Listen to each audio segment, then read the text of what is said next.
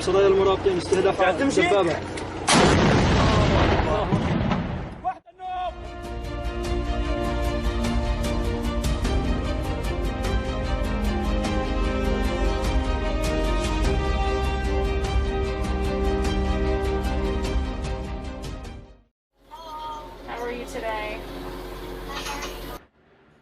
Nellie Williams, an elementary school teacher from Fairfax, Virginia, probably has the most unusual office in the whole school district.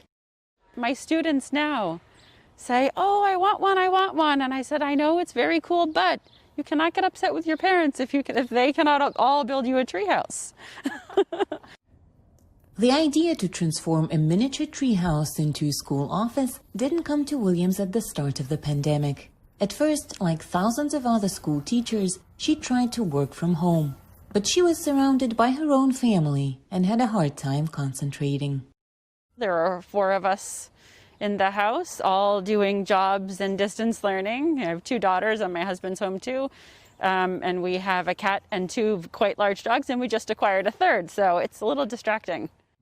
It was Williams's friend who drew her attention to the cozy treehouse where Nellie's daughters once played when they were smaller. Our friend, Corey Hanna, looked up and said, "You know, I think that should be your classroom for the year." And so we kind of thought about it and thought it sounded silly at first, but the next day we decided to go to Home Depot and Lowe's and kind of look around, and we said, "Okay, let's do it." The first thing to go through a transformation was a rope ladder. Williams needed something sturdier for her new office. The porch needed to be redone, and I stained all of this, and I went to pick out colors of stain, and my daughter said, "Mom, just get green so it blends in." I'm like, I'm an elementary school teacher. I don't want it to blend in. I want it to be bright and cheery. Inside the treehouse, the ceiling and walls needed to be properly insulated. The floor was fully changed as well. Basically, Williams made a full renovation, just on a smaller scale. She even made sure there was internet access. I am hardwired in. I plug in every morning. My husband and his friend Alex dug a 150-foot trench to bury the Ethernet cable in PVC piping and drilled a hole into our house. And this is literally coming from my home.